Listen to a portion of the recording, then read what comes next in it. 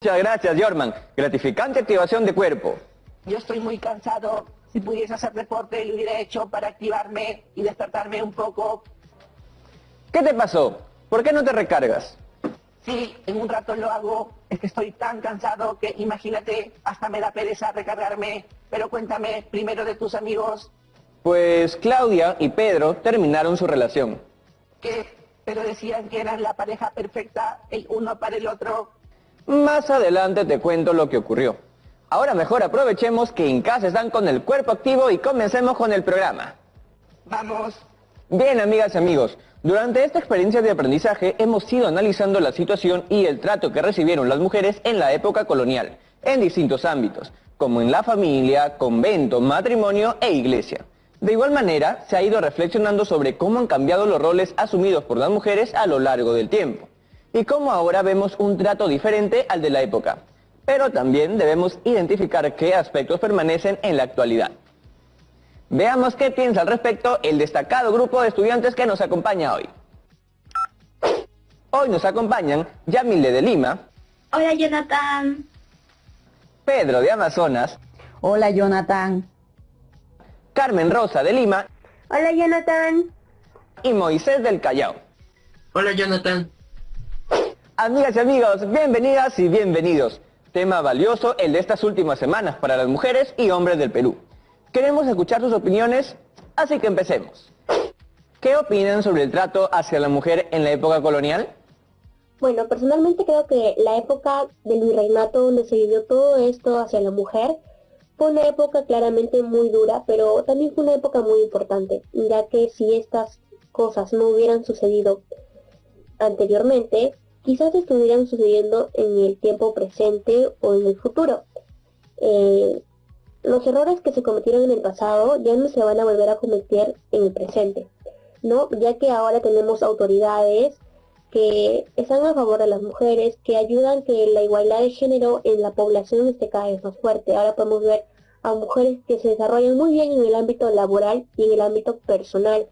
Y pues todo esto no sería posible si no se hubiera cometido los errores en el pasado y ahora los estamos ejerciendo, ahora los estamos mejorando, ¿no? Como se dice, uno no vuelve a tropezar dos veces en una piedra, y eso es lo que podemos ver con respecto a las mujeres en el tiempo. El trato que recibían las mujeres en la época colonial era diferente a la de los varones, ya que su rol se delimitaba a estar a cargo de las labores domésticas, la crianza y educación de sus hijos, mientras que la responsabilidad de los varones se relacionaba con la economía, como la administración de bienes y tierras. Además, solo ellos podían ocupar un cargo en el gobierno. Yo considero que en la época colonial las mujeres eran subestimadas intelectualmente y se limitaban sus capacidades. Yo opino que se debió brindar el mismo derecho de participación que los varones en temas del gobierno. ¿Qué diferencia encuentran entre el trato hacia la mujer española y la mestiza durante el virreinato? Las mujeres españolas se casaban sin su consentimiento, solo porque sus padres firmaban un contrato donde se acordaba con el futuro esposo que debería darle algo a cambio de su hija. Mientras que algunas mestizas tejían todo el año, otras cuidaban el ganado, pero si se perdía, se veían obligadas a huir o ser esclavas de por vida. En el virreinato, la diferencia entre ambas mujeres era muy notoria, ya que las mujeres de clase española tenían una educación mucho más buena que las mujeres mestizas. Cabe resaltar que eran separadas en diferentes escuelas. Las mujeres mestizas eran obligadas a tejer todo el año y a cuidar el ganado. Las mujeres eran educadas con códigos de comportamiento femenino, conducta y personalidad, donde pureza, honor, sumisión y obediencia al hombre era de suma importancia. ¿Cuáles son las causas y consecuencias del trato hacia la mujer en aquella época? Las causas son que el machismo no le permitía a la mujer realizarse como persona.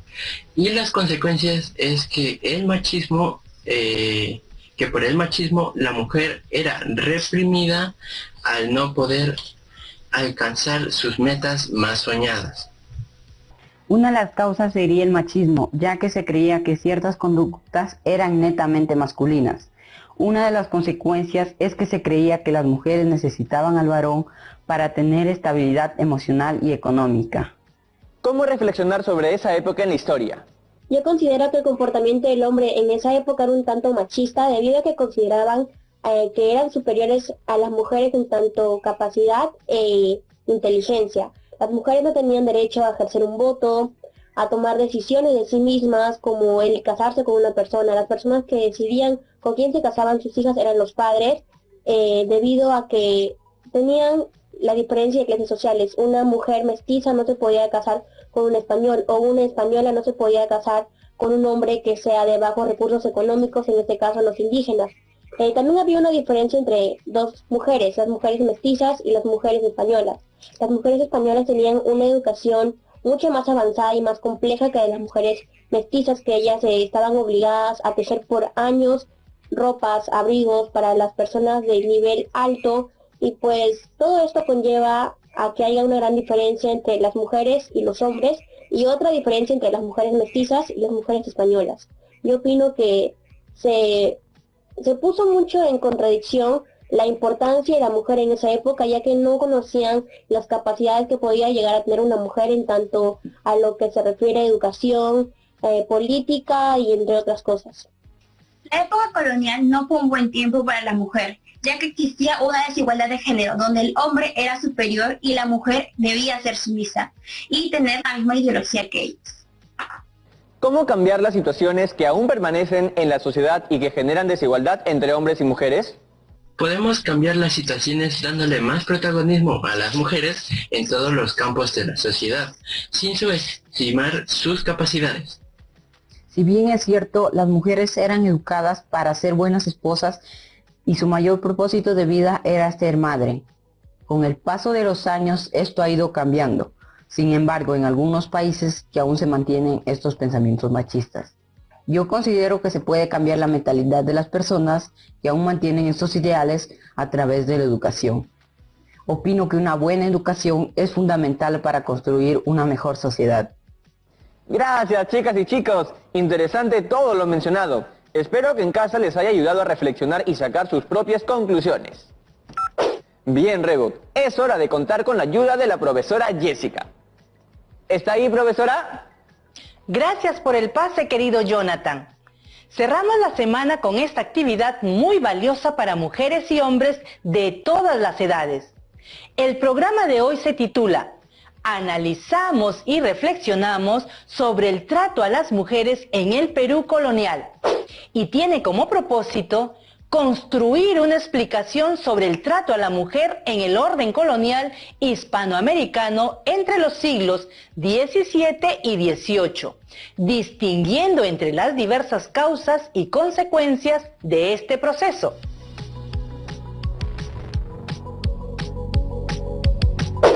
Además, debemos explicar los cambios y permanencias con respecto a la actualidad. La explicación debe realizarse a partir del análisis de diversas fuentes y mencionar las coincidencias y contradicciones de estas. Para ello, planteamos como reto, elabora un texto argumentativo sobre cómo fue el trato a las mujeres en la sociedad colonial. Recuerda usar los insumos de los programas anteriores para la redacción de tu producto final. Además, debes incluir tu reflexión sobre la siguiente pregunta. ¿Qué cambios y similitudes encuentras en el trato a la mujer en el Perú colonial con respecto a la actualidad?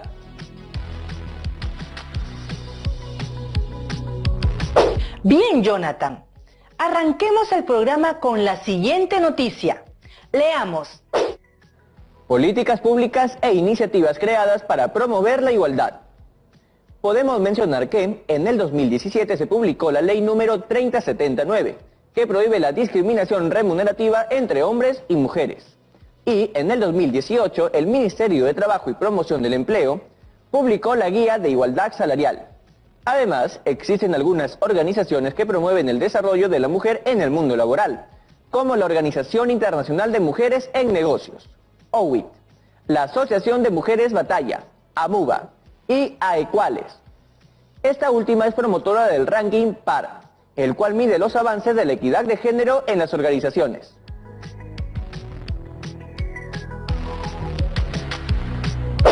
Interesante y muy positivo que existan esos organismos.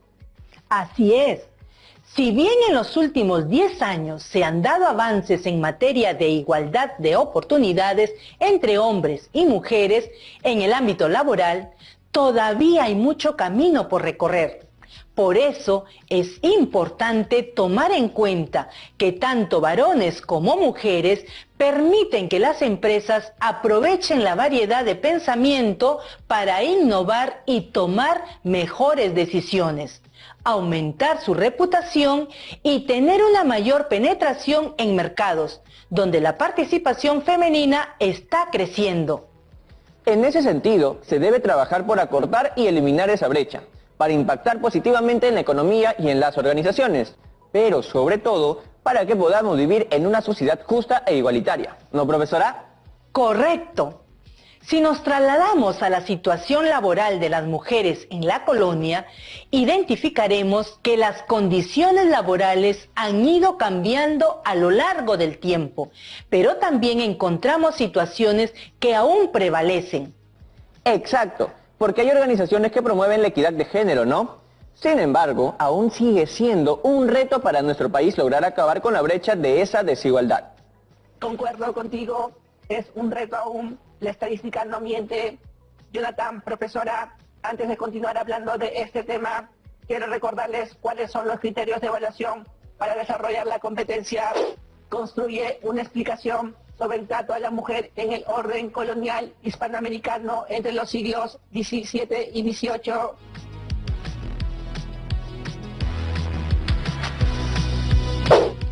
Analizar diversas fuentes mencionando coincidencias y contradicciones.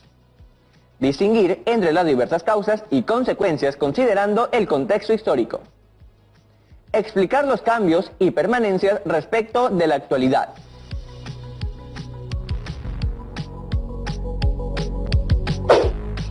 ¿Cómo lograremos trabajar cada uno de estos criterios para desarrollar esta competencia? Iniciaremos analizando las diversas fuentes que nos presentan. Luego detectaremos y mencionaremos los cambios y permanencias del trato que recibieron las mujeres en la colonia y en la actualidad. Además, debemos ir identificando causas y consecuencias de la situación de las mujeres tanto en esa época como ahora. Me queda claro, profesora, pero antes vayamos a la pausa. No me dejes con la curiosidad de ya sabes qué. Antes de la pausa, solo quiero mencionar que tanto Claudia como Pedro se dieron cuenta de que tenían una relación nada saludable. Por eso decidieron separarse. Muy buena noticia, Jonathan. Hay que aprender a darnos cuenta de esas cosas, porque a veces no las notamos en nosotras y nosotros mismos. Ahora sí, ya regresamos con Aprende en Casa. Vivieron con las mujeres, Hijos, pero ojo, ahora Reot y yo. Perdón, ¿quién me llamó? Yo dije tu nombre, Rego. Sigues cansado, ¿no? Más adelante me tienes que contar por qué. Retomando la noticia anterior, ¿cuáles eran las oportunidades laborales que tenían las mujeres en la época colonial? las mujeres indígenas y africanas, por ejemplo, formaban parte de la servidumbre de las familias en la colonia. Se dedicaban a labores de casa como cocinar, lavar y criar a los hijos. Pero ojo, porque en el contexto de la época, todas las mujeres desempeñaban roles dentro de la familia. Leamos la siguiente fuente. Fuente A. Muchos españoles vivieron con las mujeres que estaban a su disposición, a su servicio como criadas. Algunas de ellas eran mujeres indígenas traídas desde lugares lejanos. Constituían parte del botín de guerra. Se continúa así la tradición ibérica de la servidumbre y se recrea el patrón patriarcal, la cabeza masculina y la red de criados. Fuente B. En la época colonial, las mujeres de sectores altos no daban de lactar a sus hijos, delegando esta función en las esclavas africanas e indias. En las capitales de los virreinatos y grandes ciudades fue una función casi exclusiva de esclavas africanas, mientras que en la periferia y regiones andinas se empleó a mujeres indígenas. ¡Sorprendente!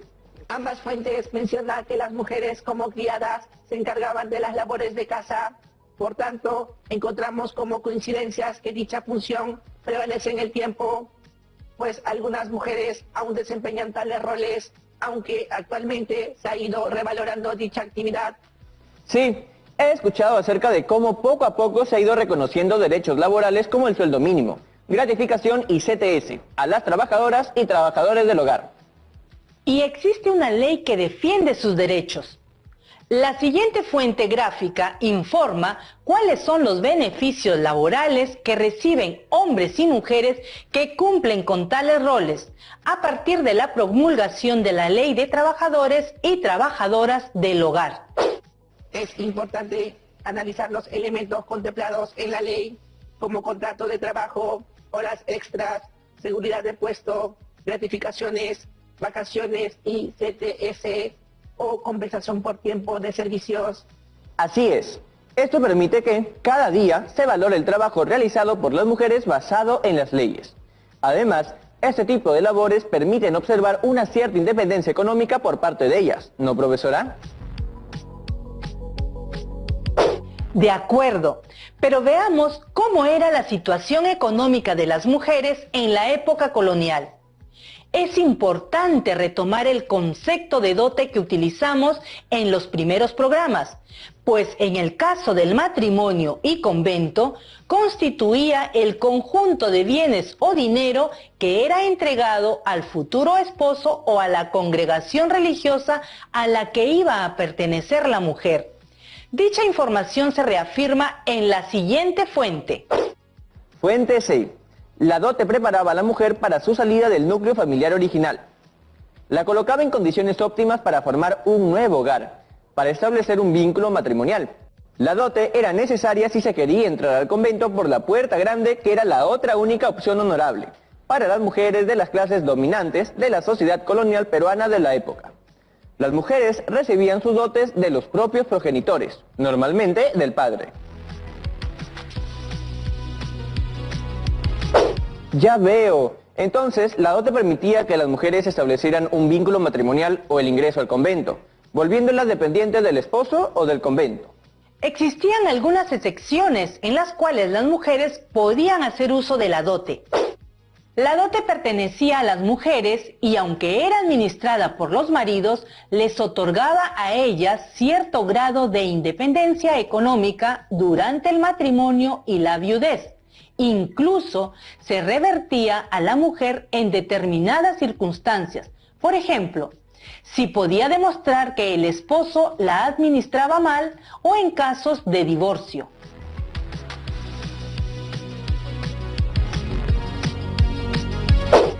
Está casi de más decir que actualmente no existe el sistema de dote. ¡Cierto! ¿Y qué otras actividades económicas desarrollaban las mujeres en la colonia, profesora? Bueno, realizaban actividades relacionadas con el comercio, parto o confección de prendas de vestir, entre otras.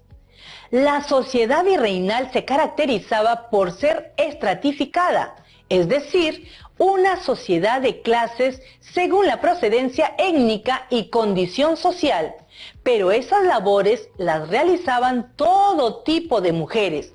La siguiente fuente lo menciona. Fuente E. Hubo otras actividades económicas mucho menos prestigiosas en las que las mujeres españolas estuvieron involucradas y en las que se mezclaron con mujeres procedentes de otros grupos. La producción de alimentos, como pan y bizcochos, fue una de ellas. Las panaderías solían estar a cargo de españolas y en algunos casos de mulatas y negras que debían supervisar el trabajo de esclavas negras e indias. Entre las parteras y curanderas también hubo mujeres hispanas, lo mismo que entre bordadoras y costureras de la ciudad. Además de las actividades mencionadas, el historiador Luis Bustamante menciona los beneficios que generaba la actividad de las vendedoras en las calles. Como la autonomía no eran vigiladas con el control patriarcal, ellas trabajaban en chinganas, pulperías y chicherías.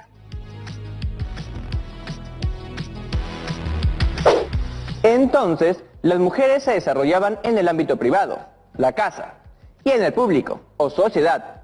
Hoy también se reparten entre los quehaceres domésticos y los de su trabajo, pues se necesita el ingreso económico de ellas, ¿no?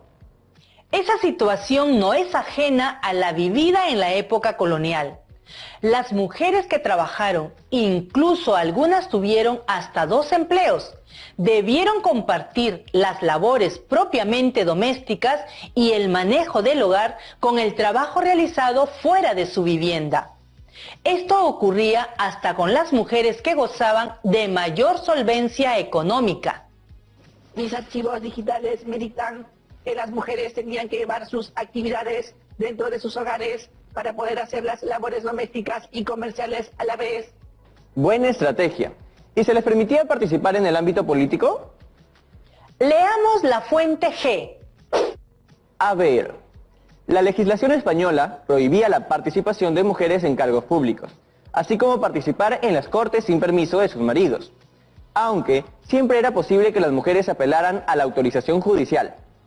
La segregación femenina en el espacio público de la ciudad tuvo su propia racionalidad de acuerdo a las distintas actividades urbanas. Recordemos que en nuestra historia peruana, las mujeres recién accedieron al derecho a voto en la década del 50 y luego, poco a poco y con mucho tesón, fueron ocupando cargos públicos. Veamos la fuente H. Fuente H. Los profundos cambios originados durante la Revolución Industrial y la Revolución Francesa en 1789 posibilitaron que las mujeres impusieran la premisa de que todos los seres humanos tienen los mismos derechos y obligaciones.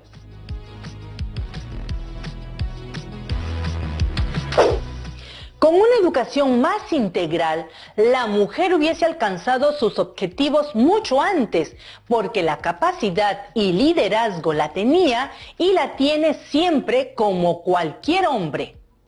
Profesora Jessica, gracias por acompañarnos hoy en este programa tan especial y necesario.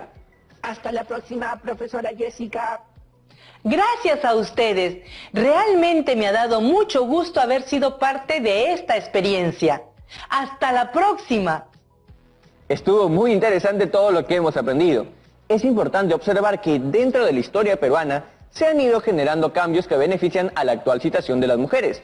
Y de igual manera es importante reconocer lo que aún permanece y necesita cambiar. Jonathan, ¿qué deben tener en cuenta en casa para el desarrollo del texto argumentativo? Desarrollo de texto argumentativo. Inicio. Deben escribir un párrafo introductorio donde menciones el contexto, lugar y tiempo cronológico. Además, debes tomar una postura y sustentarla en los argumentos. Luego viene el desarrollo, donde debes escribir los argumentos. Y por último, el cierre, donde debes escribir las conclusiones.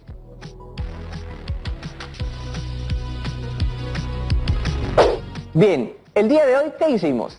Analizamos y reflexionamos sobre el trato a las mujeres en el Perú colonial. Ahora te toca a ti.